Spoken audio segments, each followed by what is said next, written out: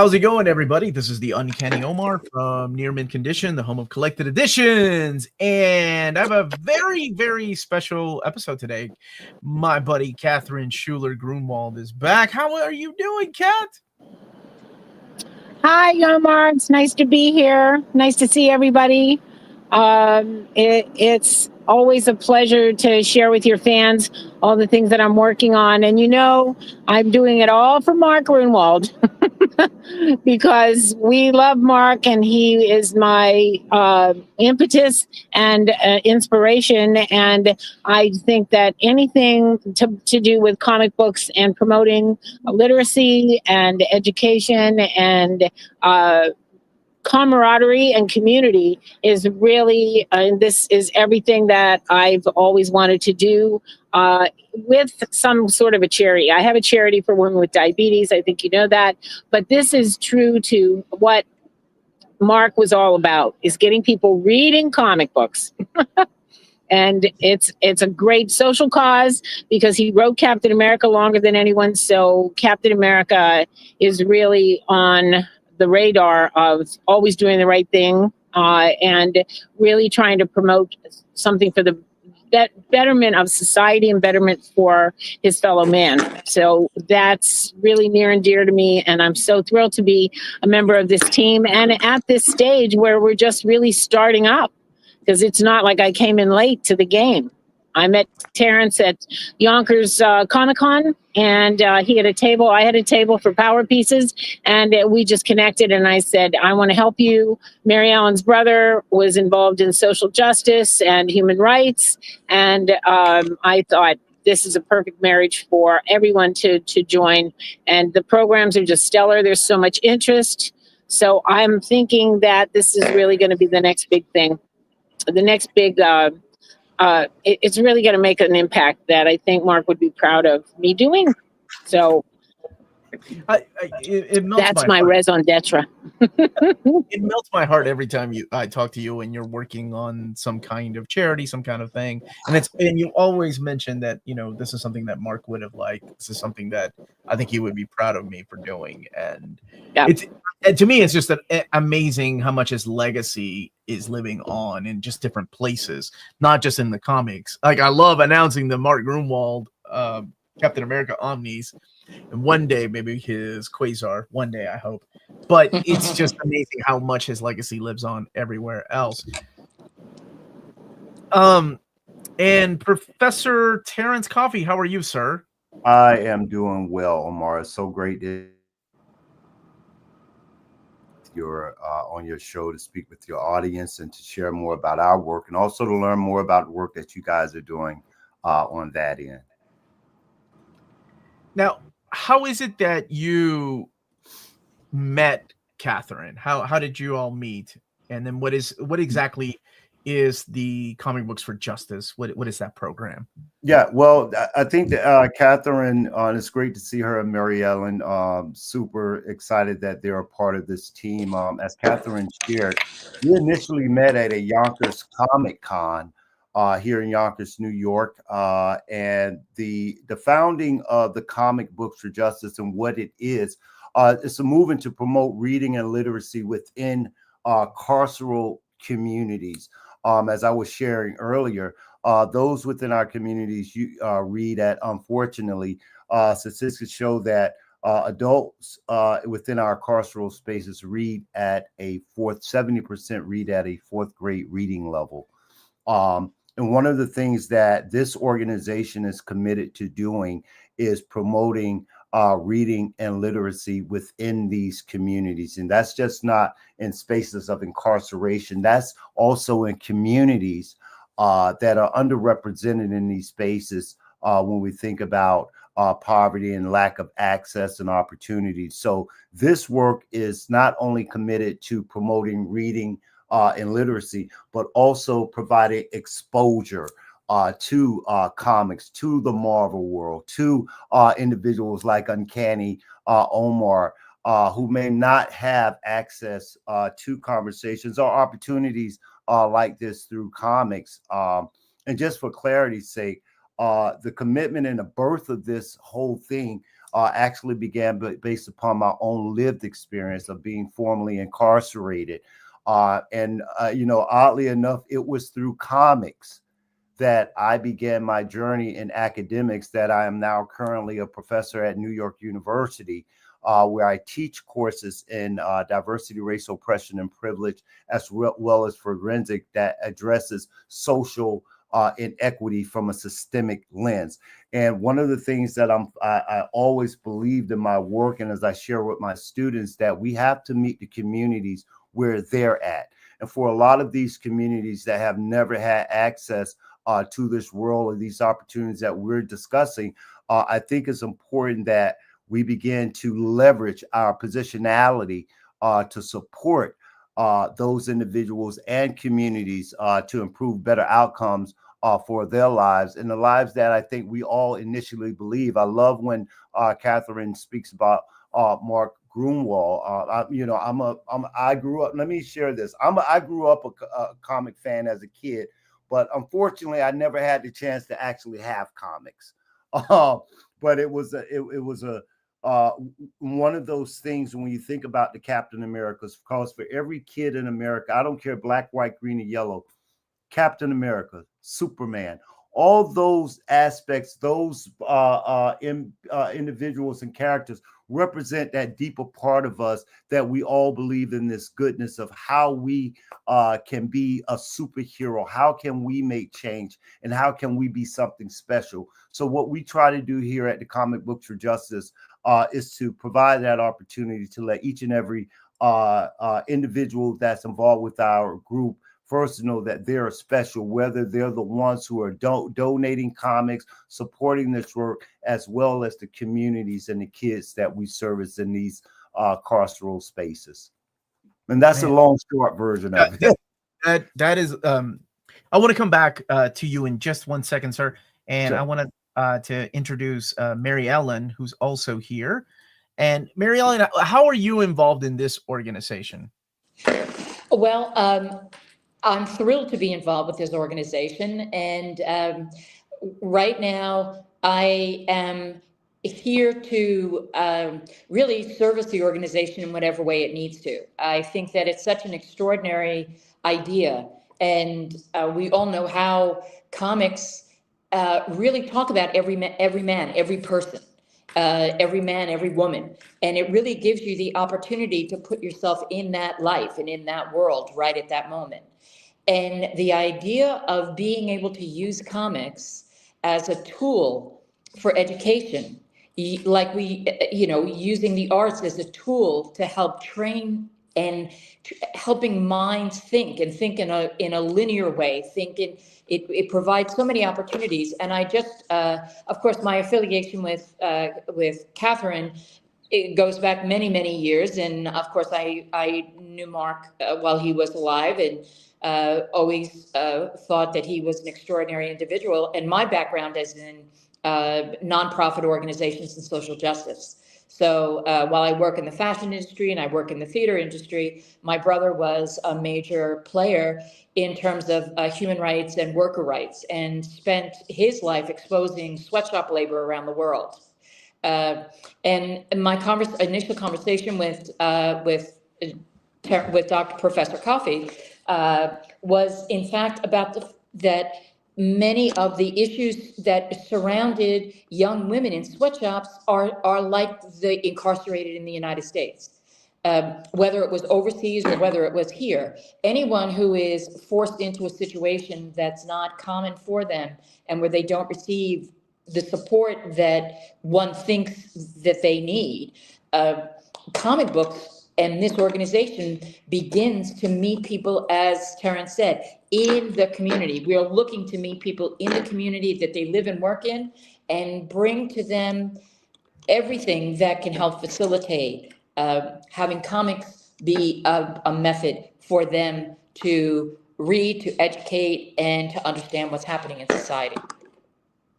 And I just, anybody can answer this. How long has this program been around? When did it officially start? When did the website start? When did the mission statement start? because I remember the first time I heard about it was Catherine actually reaching out to me. Like, when did it kickstart? I guess. Well, I have to say this.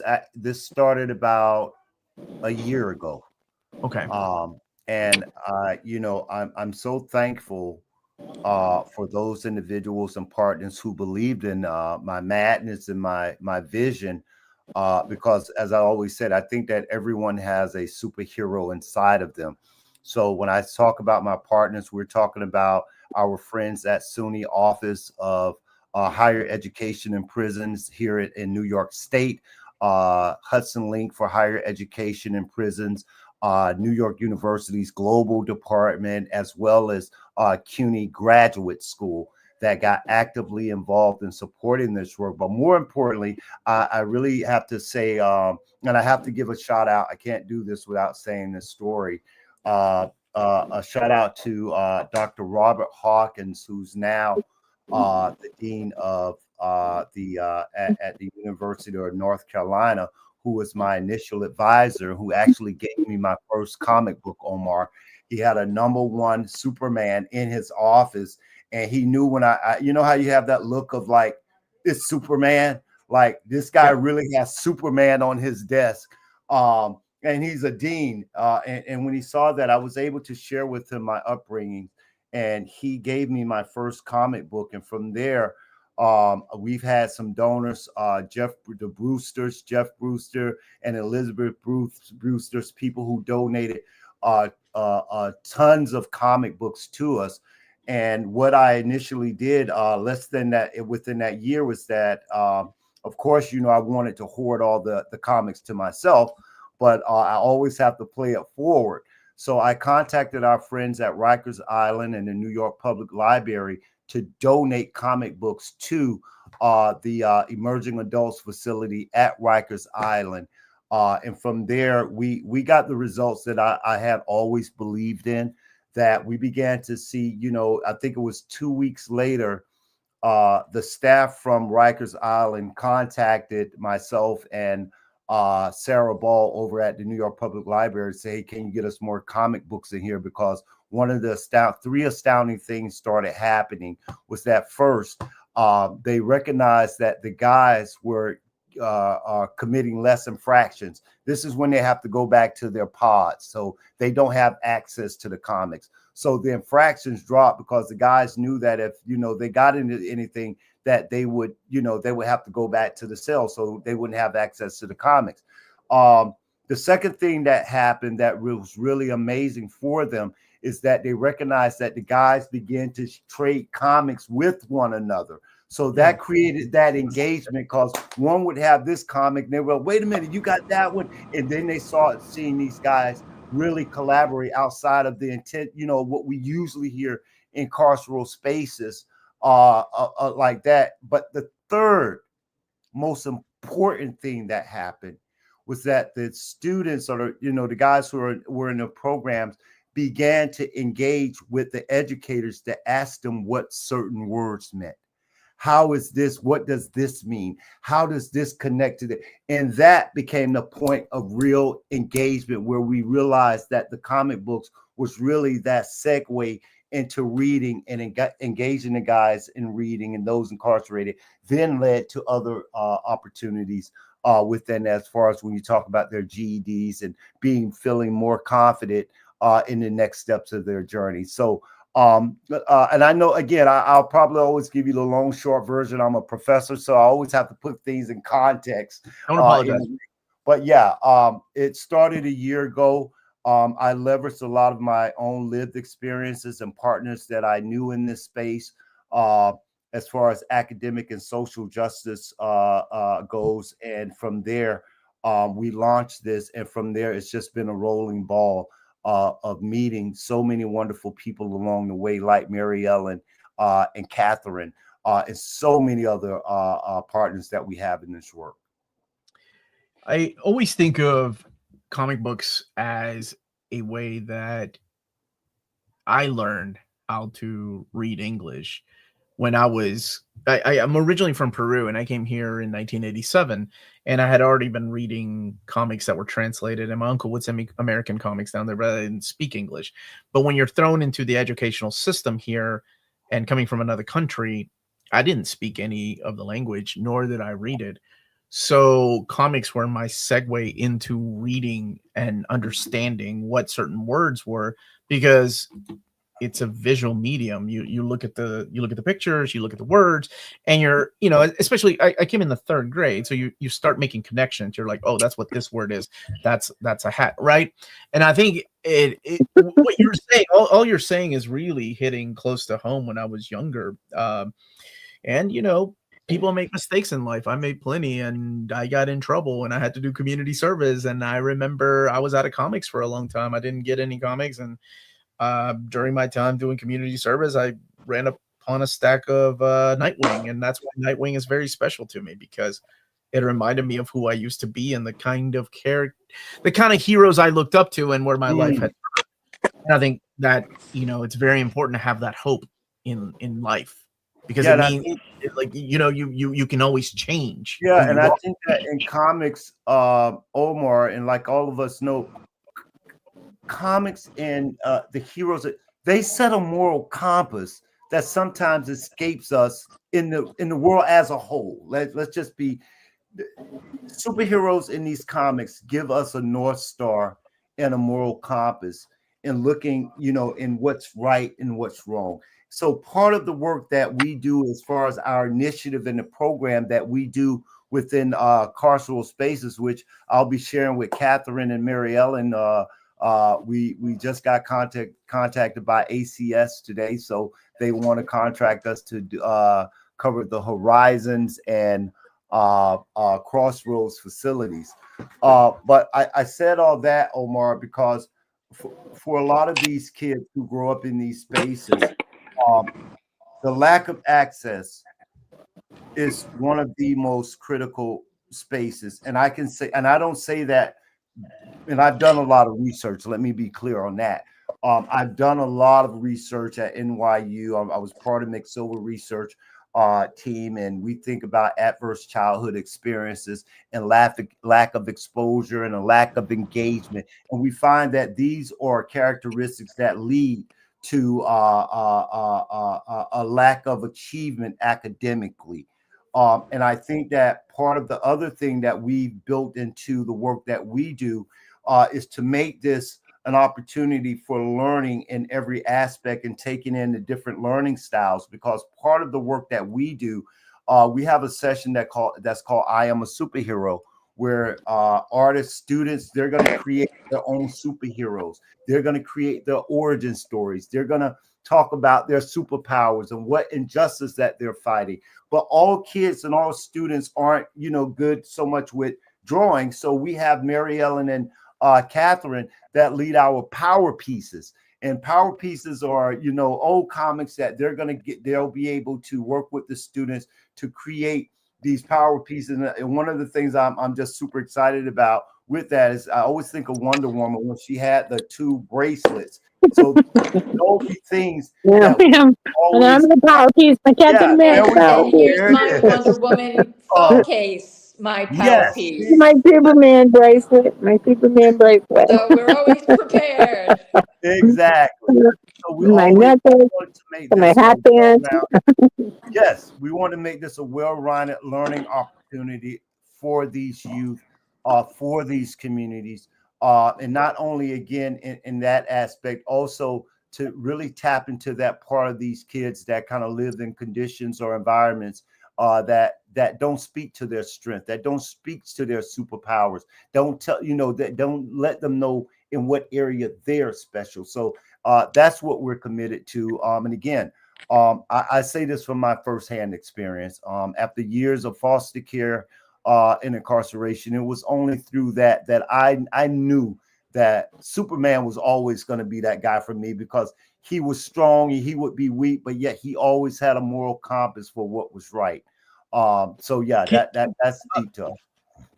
I'm sorry to interrupt, but can we go back to the part?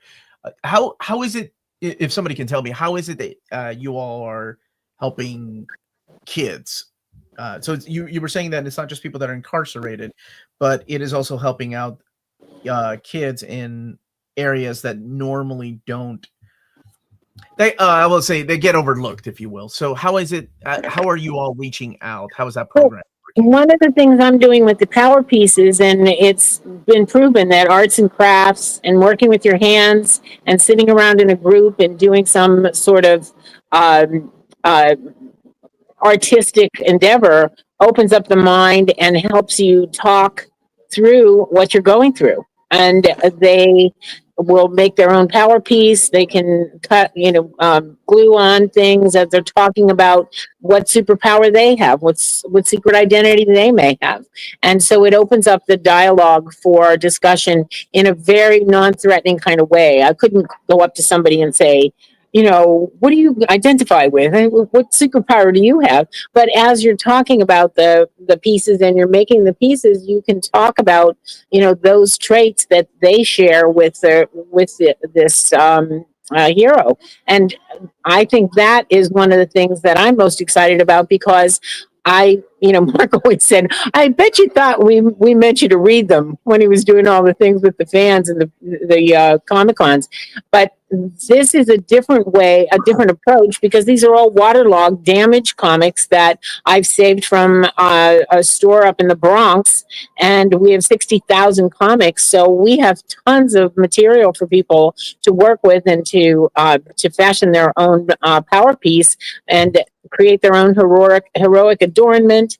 And I think it's another way into not just reading them, but to actually talk about and manipulate the images and make something that's a piece they can wear, and it probably remind them of the time that they were talking about their feelings and validating that. And the creative process is so important yes. in development. So the idea of, like, as Kat had even mentioned, the hand-eye coordination of deciding what piece to cut out or where to put it or what object, where to place something, what kind of object to create. We did an event with some children around the holidays, and they were making a power piece, a very simple power piece. They were soup containers that, cardboard soup containers that they were covering, and then they were filled with treats and they took them home. And I found it fascinating that everyone had a different way of covering those pieces. And some of the children chose to cover the inside of the box or the inside of the container. Now, our experience had been prior to that most of the kids covered the outside and the lid. And there was a young girl, and when asking her why she chose to do it that way, not challenging, but asking, she said, well, I want my superheroes inside to protect what I'm going to put in this box. And I thought, how fascinating is that for them, what was inside was much more important than what the outside looked like. And what was of inside course, them? that's so applicable to our society, to all the issues that we're facing. I think that what Professor Coffie also said in terms of identifying the moral compass and not having it be something that's politically motivated, but that is motivated is our American tradition. It's the tradition of the person who becomes the superhero, who has superpowers that might not be evident when you first look at them. And it's only as you explore them and as they explore themselves that you find their superpowers, and that's what the children find. Catherine had the experience of working with someone where they were talking about the glue that they were using to make the power piece, and Catherine explained gravity to a little 6-year-old girl who, because the glue came out faster, She had she the kept it glue upside there, and down. she kept turning it upside down. I said, honey, if you put that in a cup upside down, the glue will be right there. The gravity will pull it into the nozzle, and it'll be right there, and your creative flow will keep going. She's gluing away. And she she goes, said, I I like love gravity. gravity. I mean, and Look what at a the cool gravity. thing to happen. I love gravity. How the heck would that ever have happened under normal circumstances? So it's the interaction, it's the materials, it's the artistic process. All of that is, really important in the development of young minds and in the development of those who are, who are marginalized by society. Yeah, and one of the things, well, two of the things that we're doing, as I just mentioned, Omar, we intentionally partner with agencies like the New York City's ACS programs that work directly with at-risk youth and those who are in foster care. Another thing that we initially started out doing, and we're going to continue to do, is that we become part of the resource fairs in these communities where we go out and we give out comic books and we set up the booth and we got the big background where kids can take pictures. And as you see, I have I don't know if you can That's see right. this from our place here. So they get to get all these and take pictures with them with my man Thanos' hand and a few other things. You don't think I'm gonna not mention the fact that you got an uncanny 266 back there, first appearance game? Oh, okay. You can't show the uncanny Omar cover. Busted. That's the way we're going to be leveraging this moving forward, because it's one thing. Also, I didn't mention earlier, I'm also a faculty member with our New York University's prison education program outside of my role at NYU, where I go inside a correctional institution each week to teach in the subject matter of intro to social work and social justice.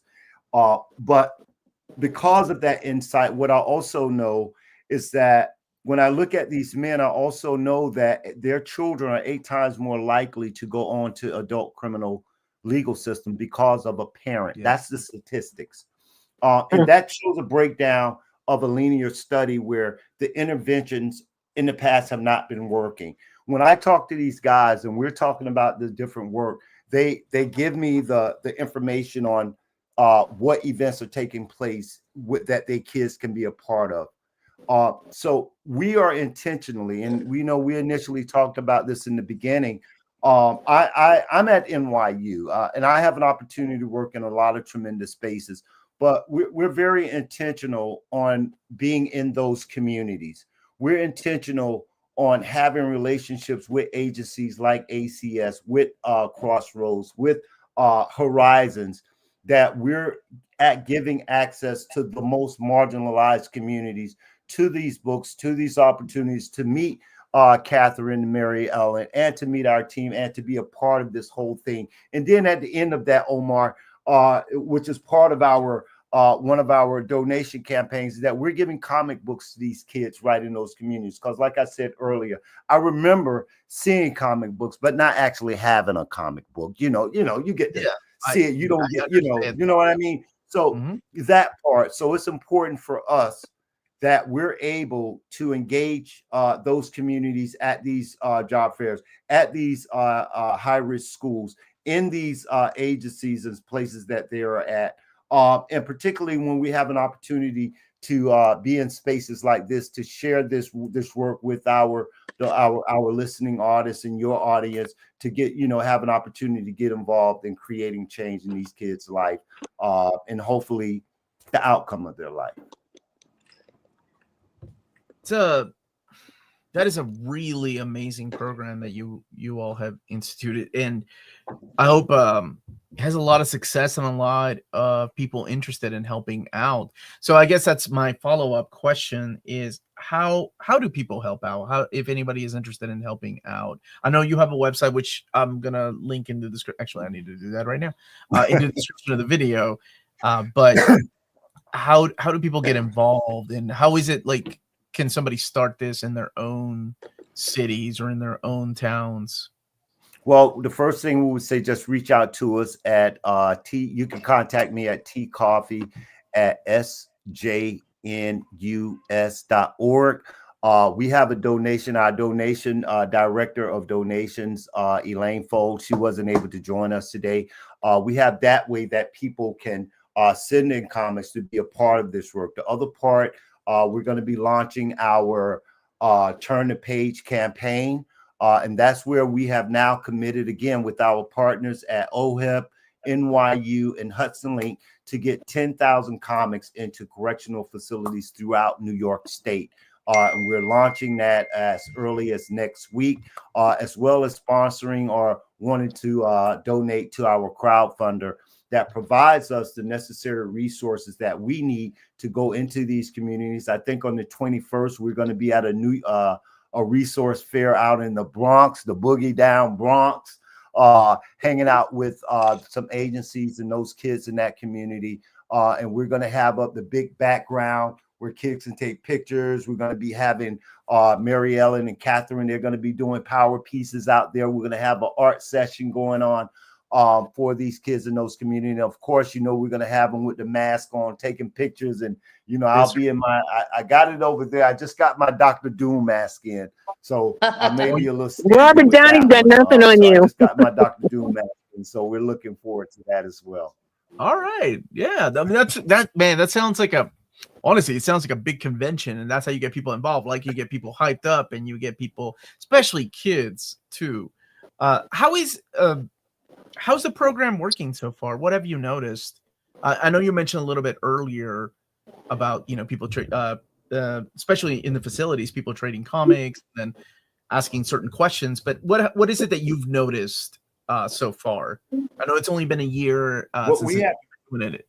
Yeah, what we've learned from the agency levels, and just to be clear, we're going to be giving a presentation to State Supreme Court Justice Biben's office with the DA's office, who oversees all the ATI programs in Manhattan. And what we've learned, Omar, is that, you know, my mama used to always say it's nothing new under the sun. The same way you and I talked about how comics impacted us is, you know, it's been there the whole while. So most people just didn't tap into it or didn't correlate this audience with this, you know, type of opportunity.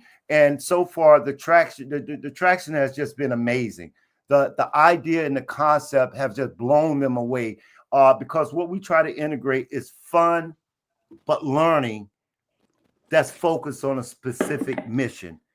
That's what I think with those mixtures, with something like this, no one expected for kids to be involved with the criminal legal system, for us to be able to go in and have them on cosplay, and they're getting comic books, and remember, these kids have legal charges because sometimes the environments in which they're in forces them to grow up faster than they need to, where they never get to be a kid, but always a kid on the inside.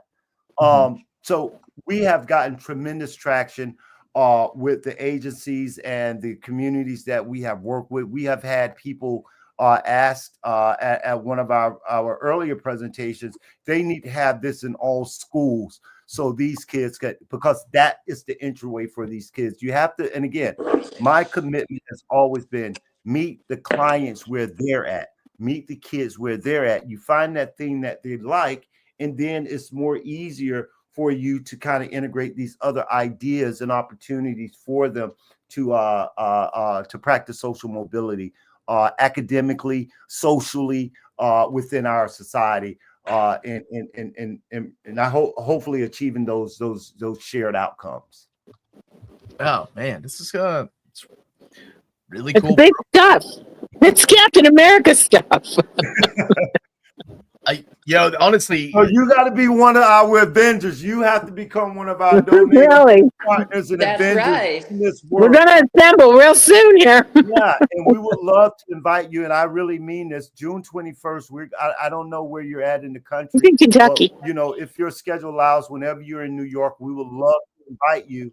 Oh my God! To even if you can do a podcast from when we host on the 21st, if we're able to have you on, your audience out there with us, that would be amazing. I know on the 20. Okay, two things are happening on the 21st. We're going to be at Heroes Con in North Carolina. Yeah, I am. Yeah. However, it's also my anniversary too. So it's like wedding anniversary and Heroes Con. But I think I will be attending. One of my good friends has kind of talked me into going back to New York Comic Con again this year, which I thought I was going to pass up on just with everything going on. But I was like, okay, well, yeah, maybe I'll go back.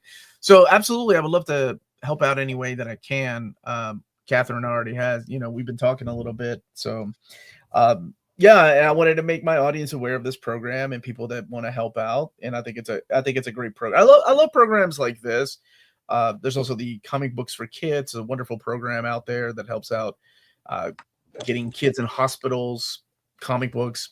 So anything like this for the people that don't have access to anything like this or have never, or like you said, are reading at a you mentioned reading at a 4th grade level. That's my wife is an English teacher, so she knows the power of 70% of those. Yeah, she knows the power of how comics can change somebody's life, like a young kid's life. Yeah, when you have an adult population within our carceral system, Omar, that's reading at a 4th grade reading level, that's problematic. And that's problematic on a lot of different levels because of my work also in social justice, I promote education for expanding programs within carceral spaces. However, most of those programs require a certain reading level for individual to access. Now, imagine if 70% of the very people we're trying to help, we can't help because the requirements of the programs themselves disqualify them. So a lot of things that we do, I believe in my optimism, but I also know that unless we change our approach and really begin to address some of the fundamental issues, it seems as if our work is counterproductive. And that's just one aspect, because if we think about that adult population we're talking about, remember, before they became adults, they were youth. So if we're getting a result of 70% of 2.2 million people in our carceral system in the United States reading at a 4th grade reading level, what does that say about what's happening within our educational system, that they're becoming adults reading at a 4th grade level? And so there's a breakdown, and what we feel that's, our long-term commitment, although we're here in New York, as I've shared, our commitment is to promote this nationally. Our commitment is to, empower other people in their communities to get actively involved in creating change through comics. And we believe, and I believe, because I think it's a segue to reading. It's something you said. If I know nothing else, you can look at the visuals or something and you will see the word "pow" and it'll start. That's the way it happens. And like I said, my first test study, and I don't want to say study, but my first acknowledgement is seeing that outside of my own lived experience was seeing the outcomes of what we saw with Rikers Island. And that's one of the most notorious prisons here in the country. And to see the impact that these comics were having on those men in that space, we can just imagine what we can achieve together. Yeah. Okay, so you said June 21st. What is the June 21st kickoff? What is that date for you all? Well, no, June 21st is we're going to be part of a resource fair in partnership with the New York City Department of Education, ACS, and a host of other organizations. So we've been invited to table there. So we already know we're gonna have all these kids surrounding our booth. We're gonna be giving away gift bags, and that was another thing that we want to have your listening audience who want to get involved, that we can give away gift bags to these kids, because we're going to be giving away tons of comics that they can take with them. They're going to be taking pictures. They're going to be having an opportunity to work with Catherine and Mary Ellen, making their own power pieces. And we just really wanted to be that first, I think, introduction, particularly in the Bronx, which you probably know. The Bronx represents the highest, the lowest level of achievement out of the 5 boroughs. So we really are grateful to be a part of that the New York City Department of Education would think enough of us to be there, but also to have an opportunity to make a real impact as a first step, because I don't believe in one-offs. I believe that this is an ongoing commitment we have to make to those communities, to those kids, and that's what CB4J is here to do. And if anybody has any extra comics lying around, I'm collecting them. I'm hit up Midtown and Forbidden Planet and a lot of the dealers, and people have 200 or 300 comics sitting around. We're doing a drive, so I think the thing I want to make sure is that we have sets, because Stan Lee created the cliffhanger. Comics is just a giant cliffhanger, because he was interested in those books as a kid that were cliffhanger books. So every single comic book wants to springboard you into the next one and the next one and the next one, because it's just good marketing. Stan knew, but he also knew that, and I think just reading one without the whole story.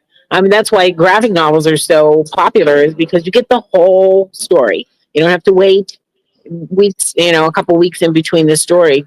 Until you get the next edition. Next edition, yeah. So yeah, Omar, for any of your listeners, definitely we're going to be launching our Turning the Page campaign, and that's our commitment to getting 10,000 comics into correctional facilities throughout New York State, but also a portion of those will be used for events that we do in the public, when we do resource fairs, when we do our work with ACS, when we're working in all these spaces. So any of your viewers or listeners that want to make a contribution of comics to this work, please feel free to reach out to us. We would love for them to join, to be a part of our Avengers team. We can be the Avengers, the superheroes, Fantastic Four. It changes on whatever day we're feeling ourselves and what we're going to do. That's right. What we're going to be that day. And some days I just feel like, okay, I got to do this, Omar, just for you and for your viewers. Some days, man, let me see if I get you. I just feel like Wolverine, man. I just feel like Wolverine in the X-Men. Oh yeah! Wow, this is great. I saw the Wolverine mask and I kind of figured you had something else. He had something else. There you go. Had a little adamantium on the side there. I wish my professor in college had adamantium. Right? Like He was this much fun. Attention in class. His office is like beyond the plaques that he's earned and the awards that he's gained. He's a fan. I love that, right? Yes, Omar? and he has all of that material He's there. a fan. And you have to love that. And, Mark was a fan turned pro. And I think that his love of comic books just was infectious. And we want to get people, it's not, it's a great program. And, it's literacy, it's learning, it's liberation, and it's just really in everything that I think Mark stood for. I'm just so proud and happy, and I think we've got a lot of legs here. Yeah, and the fundamental thing, Yes, it brings that kid back in all of us. It brings that fun back to this thing we call learning. It brings back the idea of creative thinking. It brings back all those things that is so missed in, I think, imagination. And imagination and all those things that sometimes, because that's what comics are made of. It's made of imagination. So when we do our sessions, Omar, for I Am a Superhero, that's a creative session that kids get to create their own. They get to create their own origin story. What's your superpower? What is that thing? And that is something that I can remember being I always wanted to fly like Superman. I think everybody wanted to fly. Everybody, right? Well, I wanted to be like the Flash and just be super fast, but that was for something, other reasons. I was thinking about running at that time. So that's a different story. I think I saw that segment. I have thought about that too. And then maybe I would have misused my superpower. Yeah, exactly. But no, this is exciting. I'm really happy for you all. I think Catherine always chooses a good group of people to work with, so I know you all are in good hands. And another one. She knows a lot of people in the industry. And yeah, anytime you all need help, you all just know how to reach out. Catherine's got my number, so we talk from time to time, not just about comics. She knows how much I loved and respected her husband, and it's I think it's something that he would be proud of, and I think that's really cool. Yeah, and I'm just really things are brought to me. I meet people as I need to meet them. I didn't seek out Terrence. I was at the I was actually doing the comic book show for Jim Salicrup and doing the fashion cosplay. And I went upstairs to the room where all the vendors were. And there's And this there he giant was. CB4J and this charismatic guy and all of his team. And, you know, it was just, okay, you had me at hello. I was okay, sign me up. And then we just, we continued. So I don't really even know, why, because the director of the Yonkers Comic Con is not involved because he's too busy. But it must have been for me to meet Terrence and for me to bring Mary Ellen into it, and then meeting Patrick and he's Dawn. Yeah. and Sean, and Patrick is doing his master's and using this subject matter for his master's tutorial. So it's a great, there's just so many spokes on the wheel where everyone is just benefiting. And it's just like a giant bullpen, really. We're just in the Marvel bullpen again. And life is a big, giant macrocosm of a Marvel bullpen. You do the lettering, you do the characters, you do the story, you do the cover, and we all come together, and the lines are all blurred. We don't know what, but the product gets done. And I love that. I learned so much about life through the Marvel bullpen, and it just, it's kind of resonated with me, and I just love collaborating. It's really kind of my superpower, my secret power. I love that you call collaboration. A Marvel bullpen, because I love those stories of the bullpen and what happened behind the scenes back then in the 80s. Man, you were there. Yeah, you know how crazy Mark and those people got, like, and anarchistic, and the books were on time. I could not believe that those books were getting out on time with all the shenanigans that they did. But Mark was a very good leader in that he wanted people to stay engaged. So he was a giant gamer. He got everybody playing games, and it was a really an excellent leadership style he had. I'm really so proud. Oh, and that is exactly what Gru knew. I'm telling you, he'd take a story from a 2-year-old. But I appreciate his leadership, and he was engaging, and he knew how to involve people, and that's what I think I want to make sure that we do with this program, is engaging and involving and enlightening and illuminating, and all the things that comics can do. Stimulate your imagination. It's all there, and it just I'm so excited to pass that baton and pass that on, because I saw the fans with Mark and how much they were so excited by what he was doing. I never got tired of those Comic Cons in those days in San Diego. Wow. Or New York, or anywhere we went, Oakland, whatever. It was always great to see the behind the scenes with them relating to each other, the comic book creators, and also the fans. It just, I love it. So if we can keep that and pass that on, and get that spark, and you just never know where it's going to land, and what it's going to do to somebody's life, how it's going to impact them. I saw Mark go into schools and do talks at many different schools, and the kids were just so excited about what he was talking about. And so I think this is a really stellar program that I know it's going to be to the moon, Excelsior. I know we're about to wrap up, but this is a really good question. It's a good question for all of you. And I'm going to ask the ladies to go first, because Logan's asking about the professor. I could guess who his is, but I want him to answer as well. Who's your favorite superhero? Catherine, who's your favorite superhero? Excuse me, it's got to be Captain America. You were married to Captain America. Exactly. I was married to Steve Rogers in the flesh, and I learned how to always do the right thing, but you're not perfect. So you have to be the best you can be, but also I'm for the everyman. his secret sauce was Joseph Campbell and Poldark. So if anyone out there has not watched the Poldark series, that was Mark's secret sauce. He was an aristocrat. He was a learned, well-educated, gifted man, but he also was for the common man. And so Poldark is really, Mark made me watch that, and that is one of my favorite stories and series. So Poldark and Captain America. All right.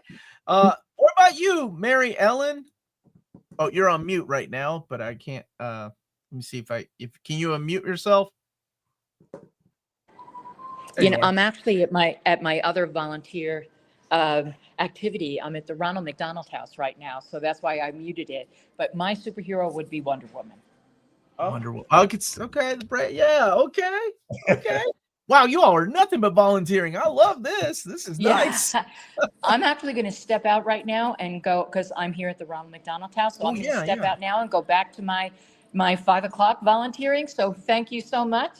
It's a pleasure. And I look forward to our next conversation. And I leave you in the wonderful hands of Professor Coffie and Catherine Schuller Gruenwald. And thank you, Omar. My pleasure. Thank you, Mary Ellen. Professor Coffie, all right, give it to us. Who is your favorite superhero? It has evolved. And I know that it could be, but for me, it has evolved. I want to first show this picture because I said anytime I do this, I would do this.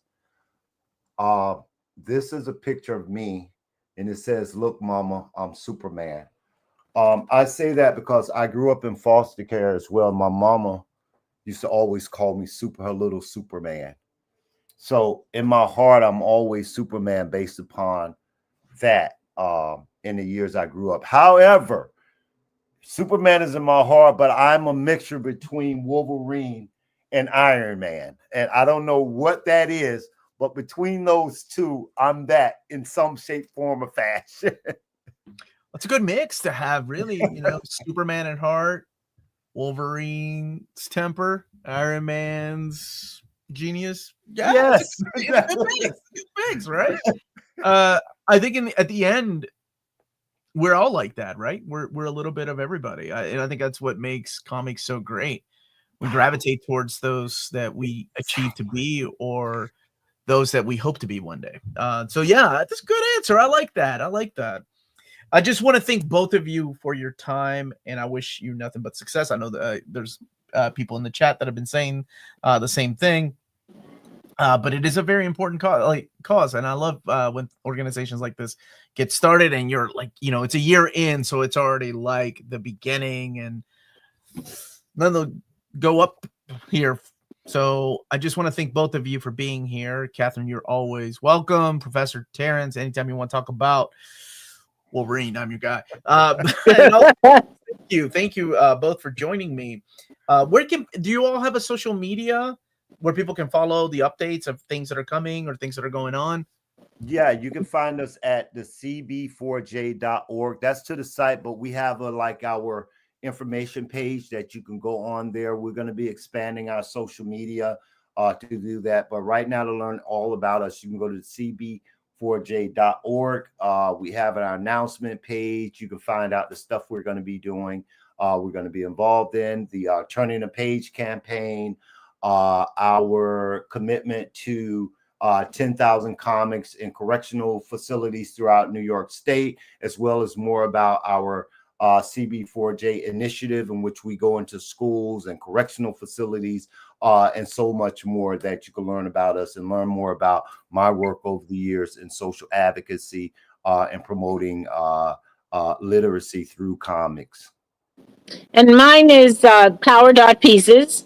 So if you want your own power piece, you can have that. And I have a lot of what I'm doing with Comic Books for Justice on there. And also I have an entity produced by Mark's fans. Now his fans are old enough and inspired enough by his work that we have Cosmoda. So imagine if Comic-Con had a baby with Fashion Week. That's Cosmoda. So Cosplay Runway is happening during Fashion Week. And this year, our charity of choice is, of course, Comic Books for Justice. So you're going to see Comic Books for Justice at the the event during New York Fashion Week, September 12th, 13th, and 14th at the Metropolitan Pavilion, 125 West 18th Street. But go on Cosmoda, cosplayRunway.com, and find out all about what we're doing. If you're a cosplayer and want to participate, if you're a designer and want to participate, you know, we have lots of slots for you, and I'm so excited to have the Comic Books for Justice as our charity, and the alliance that we're going to pursue. And I think my whole map is spelled out for the year here. I've got a lot of activities. Having met Professor Coffie, I'm, you know, I got the lasso of truth.